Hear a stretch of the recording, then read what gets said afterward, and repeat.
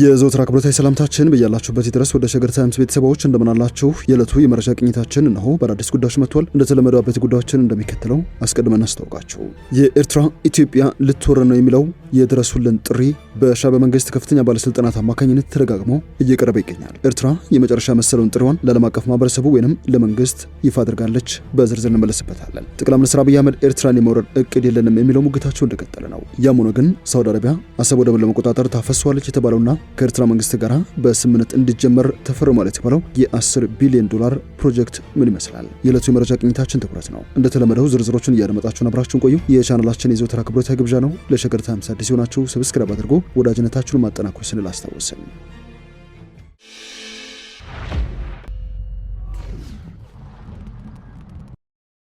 ሰሞኑን ከኤርትራ መንግስት ጋር ግጭት ይፈጠራል የሚል ስሞታዎች ይሰማሉ።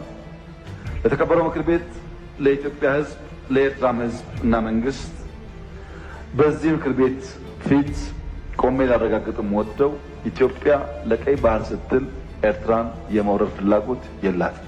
ይህ ጠቅላይ ሚኒስትር አብይ አህመድ ባሳለፍነው የፓርላማ ውሏቸው ኤርትራን በተመለከተ ይፋ ያረጋገጡት አቋማቸው ነው። በዲፕሎማሲ ቋንቋና በዓለም አቀፍ ሕግ መሰረት የመሪዎች ንግግር እንደ ፖሊሲ ተደርጎ ይቆጠራል። በዋናነትም መሪዎች በአደባባይ የሚያሰሟቸው ንግግሮች ከፖሊሲ የማይተናነሱ ስለመሆናቸው የዘርፉ ምሁራን ይናገራሉ። የኢትዮጵያ መንግስት ኤርትራን የመውረር ፍላጎት ወይንም የባህር በር ለማግኘት ሲባል ወታደራዊ አማራጮችን ኤርትራ ላይ መጠቀም የማይፈልግ ሆነ የፖሊሲ አሊያም የስትራቴጂው አንድ አካል አይደለም እንደማለት ተቆጥሮ ይወሰዳል በናቸው የዓለም አቀፍ ሕግ ባለሙያዎች። ጠቅላይ ሚኒስትር አብይ አህመድም ይህንን በአደባባይ ያረጋገጡ መስለዋል። ኤርትራ ግን ጠቅላይ ሚኒስትሩን አላምንም፣ እኔ ላይ የሚያጠነጥኑና የተጠናከሩ ወታደራዊ ዝግጅቶች ከኢትዮጵያ በኩል እየተደረጉ ነው ስትል እየሞገተች ትገኛለች። ይህ የኢትዮጵያና ኤርትራ ለጥቂት ዓመታት ከዘለቀ የዲፕሎማሲ ወዳጅነት በኋላ እየከረረ የመጣ የመሰለው ፍጥጫ የህወሓት አንዱ አንጃ ከኤርትራ መንግስት መሪዎች ጋር አደገኛ ጦስ ይዞ ይመጣል በሚል የሚሰጋ ግንኙነት መጀመራቸውን ተከትሎም ነበር። ይህ መለስ ቀለስ በኢትዮጵያ መንግስት ምስጢራዊ ክትትል ይደረግበትም ነበር። በደብረጽዮን ገብረ ሚካኤል የሚመራው ህወሓትና ይህንን ቡድን የሚደግፉ ወታደራዊ አመራሮች ከሻዕቢያ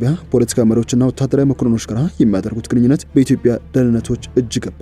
የቀድሞ መከላከያ ሚኒስትርና በዚህ ሰዓት የመስኖና ቆላማ አካባቢዎች ሚኒስትሩ ዶክተር አብርሃም በላይም ሁሉንም ነገር እናውቅ ነበር ሲሉ ለመንግስት ሚዲያዎች በትግርኛ የሰጡት ቃለ ምልልስ ይፋ አድርገው ነበር። ከዚህ ቀደም ብሎም መንግስታዊ ፋና ብሮድካስቲንግ ኮርፖሬት የራሷ አሮባት የሚል አርዕስት የሰጠውና ኤርትራ ባዕዳ መንግስት የተኮታኮተች የምትገኝ ሀገር፣ መንግስቷም እጅግ የሚወገዝ የሚወነጀል መላውን ህዝብ ወታደር አድርጎ የጨረሰ፣ በርካቶችም ኤርትራ ለቀው በባህር እንዲሰደዱ ግፊት ሲያደርግ የቆየ፣ በተለያዩ የአፍሪካ ቀንድ ሀገራትም ጭምር እጁን በመስደድ በጦርነቶች የተሳተፈ በሚል የወነጀለበትን ዝግጅት ነበር አየር ላይ የዋለው። ይህ የሁለቱ ሀገራት ወዳጅነት መበጠሱን ያረጋገጠ ማሳያ ነበር። ጥቂት ቆይቶም የቀድሞ ኢትዮጵያ ፕሬዝዳንት ዶክተር ሙላቱ ተሾመ የኤርትራ መንግስት የህወሓት መሪዎችን ክፍፍል ተጠቅሞ በሰሜን ኢትዮጵያ አዲስ ጦርነት ለመቀስቀስ እየሰራ ነው ሲሉ አልጀዚራ ላይ ያሰፈሩት ጽሁፍ ሌላኛውና በዝምታ ውስጥ የነበረውን የሁለቱን ሀገራት ፍጥጫ በአደባባይ ላይ ያሰጣ ጉዳይ ነበር። በዝምታ ውስጥ የነበረችው ኤርትራም በውጭ ጉዳይ ሚኒስትሯና በማስታወቂያ ሚኒስትሯ በኩል ምላሽ መስጠቱን የተያዘችው ከዚህ የዶክተር ሙላቱ ተሾመ የአልጀዚራ ጽሁፋቸው በኋላ ነበር። የኢትዮጵያ መንግስት የባህር በር ይገባኛል የሚል ጥያቄ አንግበው የአፍሪካ ቀንድን እያተራመሰ ነው፣ ኤርትራም የዚህ ስጋት አንዱ አካል ነች ስትልም የመልስ ምት በተከታታይ መስጠት ጀመረች።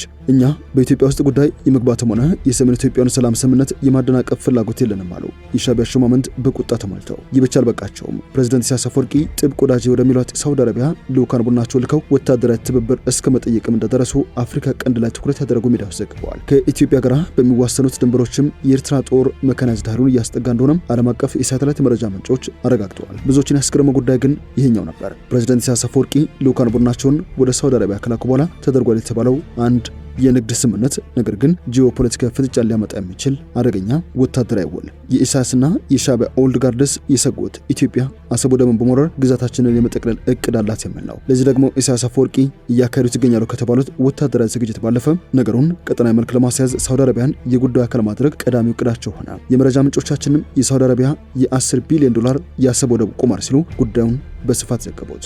Now, reports indicate that Saudi Arabia is planning a multi-billion-dollar investment in Eritrea's Assab port. This move aligns with Crown Prince Mohammed bin Salman's Vision 2030.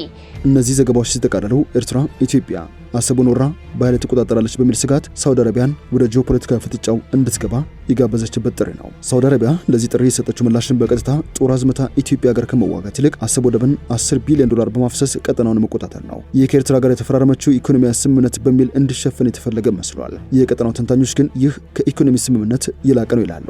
እንደ መረጃ ምንጮቻችን ከሆነ ነገሩ የጂኦፖለቲካ ፍላጎትም ጭምር ነው። በዚህ መሰረት የመሐመድ ቢን ሰልማን የ2030 ጂኦፖለቲካ ስትራቴጂካዊ እቅድ አንድ አካል ነው ይሉታል። እቅዱ አሰብ ወደብን በማልማት የሚቆም ሳይሆን ሳውዲ አረቢያ ቀይ ባህርን የመቆጣጠር ቀጠና ትልም አካል ነው። ሳውዲ የወጠነችው እቅድ የኢትዮጵያን የባህር በር ህልም ሊያጨናገፍ የሚችል አደገኛ እርምጃ ብቻ ሳይሆን በቀጠናው ኃይላቸውን እያጠናከሩ ከመጡትና ከአዲስ አበባ ጀርባ አይጠፉም ከሚባሉት የተባበሩት አረብ ኤምሬት፣ ቻይና እንደዚሁም ቱርክ ጋር የሚያጋጭ የጂኦፖለቲካ ፍጥጫ የሚጭርም እርምጃ ነው ሲሉ እየገለጹት ይገኛሉ። ኤርትራ ግን በዚህ አትስማማም። አስመራ በትግራይ ክልልና በሌሎች የኢትዮጵያ ውስጥ ጉዳዮች ትገባለች በሚል የሚቀርብባትን ክስ አስተባብላለች። የሀገሪቱ የውጭ ጉዳይ ሚኒስትር ኦስማን ሳሌ በኤርትራ ለሚገኙ ዲፕሎማቲክ ማህበረሰብ አባላት ባደረጉት ማብራሪያ ሀገራቸው በኢትዮጵያ ውስጥ ጉዳይ ጣልቃ እንደማትገባ ሲናገሩ ተደምጠው ነበር። በመግለጫው ላይ የተባበሩት መንግስታት ድርጅት ኃላፊዎችና የዓለም አቀፍ ማህበረሰብ አስመራ እየቀረበባት ያለው ክስ ሐሰተኛ ስለመሆኑ እንዲረዱላት ጠይቃለች። የኤርትራ የውጭ ጉዳይ ሚኒስትር ኦስማን ሳሌ በዚህ ማብራሪያቸው በፕሪቶሪያው ሰላም ስምምነት የኤርትራ የጦርነት ዝግጅትና በኢትዮጵያ የባህር ወደብ ጥያቄ ዙሪያ ያተኮረም ነበር። የኤርትራ መከላከያ ሰራዊት በዳር 2022 ግጭቱ ካበቃ በኋላ ወደ ኤርትራ ዓለም አቀፍ እውቅና ወደ ተሰጠው ድንበሮች እንዲዘዋወር መደረጉንም ሚኒስትሩ ሲገልጹ ተደምጦ ነበር። ጦሩ አሁንም በኢትዮጵያ ድንበር ውስጥ እንደሚገኝ የሚናገር ማንኛውም አካል ለውስጥ ችግር ኤርትራን ተጠያቂ ማድረግ የሚፈልግ ነው ብለው ነበር። እነዚህ ወንጀላዎች የኤርትራና ኢትዮጵያ ድንበር ኮሚሽን ውሳኔን ውድቅ ባደረጉበት የቀድሞው የህወሓት አባላትና በኤርትራ የስርዓት ለውጥ እንዲመጣ ከፍተኛ ጥረት በሚያደርጉ አካላት የሚሰራጩ ስለመሆኑም ሚኒስትሩ አብራርተው ነበር። በሌላ በኩልም የኤርትራ መንግስት የፕሪቶሪያ ስምምነትን የኢትዮጵያ ውስጥ ጉዳይ አድርጎ ስለሚመለከተው በዚህ ሂደት ውስጥ ጣልቃ የመግባት ፍላጎት የለውም ነበር የተባለው። በትግራይ ጊዜ አስተዳደርና በህወሓት መካከል የተካሄደ ባለው ውስጥ ግጭት ውስጥ የኤርትራ መንግስት ምንም አይነት ሚና የለውም ያለው መግለጫው ከዚህ በተቃራኒ ያሉ ወንጀላዎችና ክሶችን ሙሉ በሙሉ ውድቅ እንደሚያደርግ አመላክቷል። የውጭ ጉዳይ ሚኒስትሩ ማብራሪያ በስፋት ካነሳቸው ጉዳዮች መካከል የኢትዮጵያን ወደብ ጥያቄ የተመለከተ ሲሆን ይህ ጥያቄ ጊዜ ያለፈበት ሲል ተችተዋል። ኢትዮጵያ በወታደራዊ አሊያም በዲፕሎማሲ አማራጭ የባህር ወደብ ባለቤት ሆናለሁ በሚል በምታቀነቅነው ጊዜ ያለፈበትና የተዛባ ፍላጎት ኤርትራ ግራ ተጋብታለች ሲሉ ነበረ ምላሽ ሰጡት። በዚህ ረገድ ኤርትራ የዓለም አቀፍ ማህበረሰብና የሚመለከታቸው አካላት የኢትዮጵያ ጎረቤቶቿን ሉዓላዊነትና የግዛት አንድነት እንድታከብር ጫና እንዳደርጉም ሚኒስትሩ ጠይቀው ነበር። ከትግራይ ክልል የፖለቲካ አለመረጋጋት ጋር ተያይዞ የኤርትራ ስም ከሰሞኑ በተደጋጋሚ ሲነሳ መስተዋሉ የቅርብ ጊዜ ትዝታ ነው። የኤርትራ ፍላጎት የኢትዮጵያ መንግስት የኤርትራ መንግስትን ይወራል ብለው በሚሰጉበት ሰዓት ትግራይን እንደ መሸሸጊያ መጠቀም አሊያም ጠንከር ያለ አጋጣሚ ተፈጥሯል ብለው ካመኑ ከትግራይ ጋር በመሆን ወደ አዲስ አበባ ማማተር ሊሆን እንደሚችል ይገልጻሉ። ይህንን ተከትሎም የኤርትራው ማስታወቂያ ሚኒስትር የማነ ገብረ መስቀል በኤክስ ገጻቸው ላይ ባሰፈሩት ጽሁፍ ኤርትራ በህወሓት የፖለቲካ ቡድኖች ውስጥ ያለውን የውስጥ ሽኩቻ የማባባስ ፍላጎት የለም ማለታቸው በህወሓት አመራሮች መካከል የተፈጠረው የውስጥ ሽኩቻ ማባባስ በትግራይ ህዝብ ላይ አስፈላጊና ሊወገድ የማይችል ስቃይ የሚያስከትል ስለመሆኑ አምነንበት ነው ሲሉ ሞግተው ነበር። የኢትዮጵያ ዲፕሎማቶች ግን በዚህ አይስማሙም። ለአብነት ያክል በደቡብ አፍሪካ የኢትዮጵያ አምባሳደር ሆነው የተሾሙት አምባሳደር ደሊል ከድር ለደቡብ አፍሪካው ፕሬዝዳንት ሲሪል ራማፖዛ እንዲህ ሲሉ ነበረ ጥሪ ያቀረቡት። Mr. President, I would also like to express my gratitude and sincere appreciation on behalf of my government on the strong support we enjoyed from South Africa in ending the northern Ethiopian conflict by facilitating and hosting the Pretoria Peace Agreement. Your Excellency, your name is marked with Pretoria Agreement. Whenever it is raised, your name is there. አምባሳደሩ ይህንን ጥሪ ያቀረቡት የሹመት ደብዳቤያቸውን ለፕሬዝዳንት ራማፖዛ ባቀረቡበት ወቅት ነው። አምባሳደር ደሊል ከድር ፕሪቶሪያ በኢትዮጵያ ልክ እንደ አንድ ቤተሰብ አባል ስም በተደጋጋሚ በየመድረኩ በየሚዲያው ሲጠራ የሚውል ስም ነው ይላሉ። ንግግራቸውን ሲቀጥሉም ከተማዋ በሰሜን ኢትዮጵያ ለመቶ ሺዎች ህይወት መቀጠፍ ምክንያት የነበረው ጦርነት በሰላማዊ መንገድ እንዲቋጭ ቃል ኪዳን የታሰረበት ታሪካዊ ስፍራ ነች። ኢትዮጵያ ኔልሰን ማንዴላን ጨምሮ የጸረ አፓርታይድ ትግል ሲያደርጉ የነበሩ የነጻነት ታጋዮችን አሰልጥና አስታጥቃ የላከች ሀገር ነች። ይህ የሁለቱን ሀገራት ስር የሰደደ ወዳጅነት ያሳያል። ደቡብ አፍሪካ ደግሞ የሰሜን ኢትዮጵያ እንደማፋሳሽ ጦርነት ለማስቆም ቀዳሚ ሀገር ሆና አስማምታ ልካለች ሲሉ አክለዋል። አምባሳደሩ ሲቀጥሉ አሁን ይህ የፕሪቶሪያ ስምምነት አደጋ ላይ ወድቋል። ምክንያቱ ደግሞ በህወሓት የፖለቲካ ኃይሎች መካከል የተፈጠረው ቁርሾ ሲሆን ከጀርባውም የውጭ ኃይል እጁን አስገብቶበታል። እናም ፕሬዝዳንት ራማፖዛ ይህንን ስምምነት ከመፍረስ እንዲታደጉት ሲሉ ነው ጥሪያቸውን አቅርበው የነበሩት አምባሳደር ደሊል ከድር። ወደ ሸገር ታይምስ ቤተሰቦች የዕለቱ የመረጃ ቅኝታችን ያደመጣችሁትን ይመስላል። ስለሰማችሁን አመሰግንን። በያላችሁበት ሰናይ ጊዜ።